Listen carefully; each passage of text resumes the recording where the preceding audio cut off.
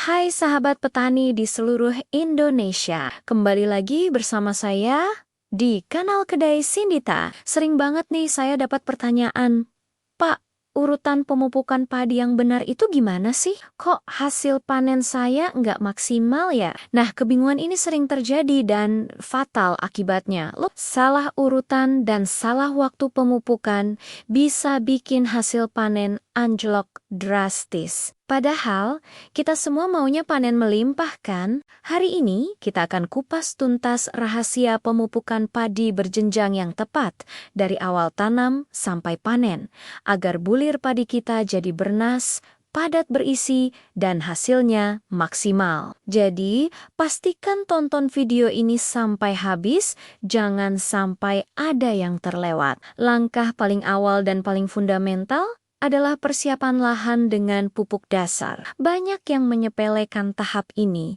padahal ini adalah fondasi bagi pertumbuhan padi kita. Ibarat membangun rumah, kalau fondasinya nggak kuat, ya rumahnya gampang roboh. Sama seperti tanaman padi. Pupuk dasar ini kita berikan sebelum atau saat pengolahan tanah terakhir. Kira-kira 7-10 hari sebelum tanam. Tujuannya apa? Untuk memperbaiki struktur tanah, menyuburkan tanah, dan menyediakan makanan awal bagi bibit padi yang baru kita tanam. Pupuk dasar yang wajib kita berikan ada 2 jenis utama. Pertama adalah pupuk organik, bisa berupa kompos, pupuk kandang yang sudah matang, atau pupuk organik granul. Pupuk organik ini fungsinya luar biasa. Dia seperti spons di dalam tanah yang bisa menahan air. Jadi tanah tidak mudah kering. Selain itu, dia juga menjadi rumah bagi mikroorganisme baik yang membantu menyuburkan tanah secara alami dan membuat unsur hara lebih mudah diserap oleh akar padi. Dosisnya idealnya sekitar 1-2 ton per hektar. Semakin banyak bahan organik, semakin gembur dan subur tanah kita. Yang kedua, dan ini sering sekali dilupakan, adalah dolomit atau kapur pertanian. Kenapa ini penting? Sebagian besar lahan sawah di Indonesia cenderung memiliki pH atau tingkat keasaman yang rendah. Tanah yang masam ini akan mengikat unsur hara penting seperti fosfor dan kalium. Sehingga meskipun kita sudah memupuk banyak, pupuknya tidak bisa diserap oleh tanaman. Mubazir kan? Nah, dolomit inilah yang berfungsi untuk menaikkan pH tanah ke level netral, yaitu sekitar 6-7.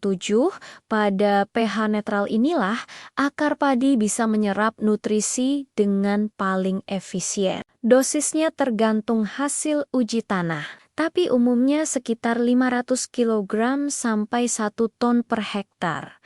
Diaplikasikan bersamaan dengan pupuk organik saat olah tanah. Ingat ya, pupuk organik dan dolomit adalah investasi jangka panjang untuk kesehatan tanah kita. Setelah fondasi kita kuat, kita masuk ke tahap pertumbuhan vegetatif. Ini adalah masa di mana tanaman padi fokus untuk tumbuh besar, memperbanyak anakan, serta menumbuhkan batang dan daun yang sehat. Fase ini biasanya berlangsung dari umur 7 hari setelah tanam hingga sekitar 40-45 hari setelah tanam. Di masa inilah, tanaman butuh booster energi untuk tumbuh cepat. Nutrisi utama yang paling dibutuhkan pada fase ini adalah nitrogen, atau yang biasa kita kenal dengan unsur N-nitrogen.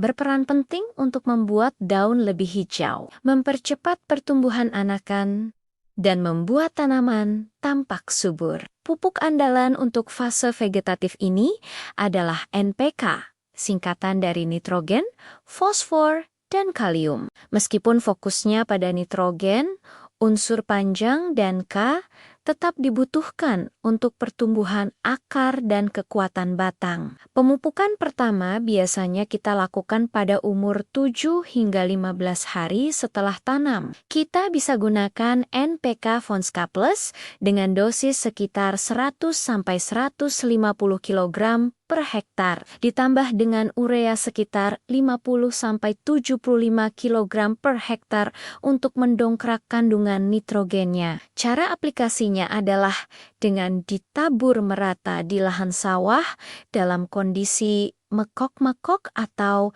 airnya sedikit. Pemupukan kedua dilakukan sekitar umur 25 hingga 30 hari setelah tanam. Di tahap ini, tanaman masih aktif membentuk anakan. Kita masih menggunakan pupuk NPK sebagai basisnya. Dosisnya bisa kita tingkatkan sedikit. Misalnya, gunakan NPK sekitar 150-200 kg per hektar dan urea sekitar 75-100 kg per hektar.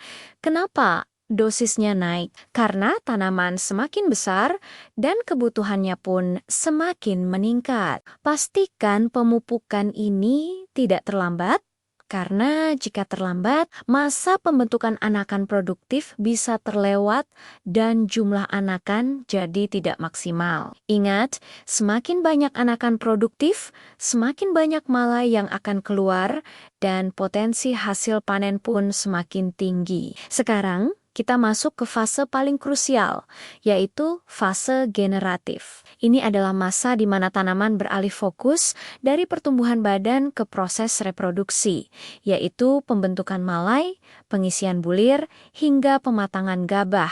Fase ini dimulai kira-kira saat padi berumur 45 hari setelah tanam, ditandai dengan munculnya primordia atau bakal malai, yang sering disebut fase bunting. Di tahap ini, kebutuhan nutrisi tanaman berubah total. Kalau di fase vegetatif, kita jor-joran memberikan nitrogen, di fase generatif ini kita harus mengerem total pemberian nitrogen. Kenapa? Karena pemberian nitrogen yang berlebihan di fase ini justru akan berakibat buruk. Tanaman akan terlalu subur daunnya, menjadi lebih rentan terhadap serangan hama seperti ueren dan penyakit seperti hawar pelepah atau blak. Selain itu, energi tanaman akan terfokus untuk menumbuhkan daun, bukan untuk mengisi bulir padi. Hasilnya, bulir bisa menjadi hampa atau kopong. Lalu, nutrisi apa yang harus kita genjot? Jawabannya adalah kalium K dan fosfor panjang. Kalium berfungsi sebagai transporter atau tukang angkut yang memindahkan hasil fotosintesis dari daun ke bulir padi. Semakin banyak kalium, semakin lancar proses pengisian bulir, sehingga gabah menjadi lebih padat, bernas, dan berat. Kalium juga membuat batang padi lebih kokoh dan kuat, sehingga tidak mudah rebah meskipun diterpa angin dan hujan. Sementara itu, fosfor berperan dalam transfer energi dan mempercepat proses pemasakan biji. Pupuk yang tepat untuk fase ini adalah pupuk dengan kandungan kalium tinggi, seperti KCl atau ZK, dan pupuk dengan kandungan fosfor tinggi, seperti SP36 atau TSP. Pemupukan terakhir ini biasanya kita lakukan pada umur 45 hingga 55 hari setelah tanam, atau saat padi mulai bunting. Kita bisa berikan KCl dengan dosis sekitar 75-100 kg per hektar dan SP36 sekitar 50 kg per hektar. Dengan memberikan nutrisi yang tepat di waktu yang tepat ini, kita memastikan seluruh energi tanaman tercurah untuk mengisi setiap bulir padi hingga penuh dan maksimal. Hasilnya, saat panen tiba, timbangan gabah kita akan jauh lebih berat. Jadi, mari kita rangkum urutan emas pemupukan padi kita. Pertama, saat olah tanah, berikan pupuk dasar berupa pupuk organik dan dolomit untuk memperbaiki dan menyehatkan tanah. Kedua, pada fase vegetatif, yaitu 7 hingga 40 hari setelah tanam, berikan pupuk NPK yang kaya akan nitrogen untuk memacu pertumbuhan anakan dan daun. Lakukan 2 kali, pada awal dan pertengahan fase vegetatif. Ketiga, saat memasuki fase generatif atau fase bunting. Sekitar 45 hari setelah tanam, hentikan pemberian nitrogen dan berikan pupuk yang kaya akan kalium dan fosfor untuk fokus pada pengisian bulir padi agar padat dan bernas. Dengan mengikuti 3 langkah berjenjang ini, kita tidak hanya memberikan nutrisi yang dibutuhkan tanaman, tetapi kita memberikannya pada waktu yang paling tepat sesuai dengan fase pertumbuhannya. Inilah yang disebut dengan pemupukan cerdas dan berimbang. Jangan lagi asal tabur pupuk ya,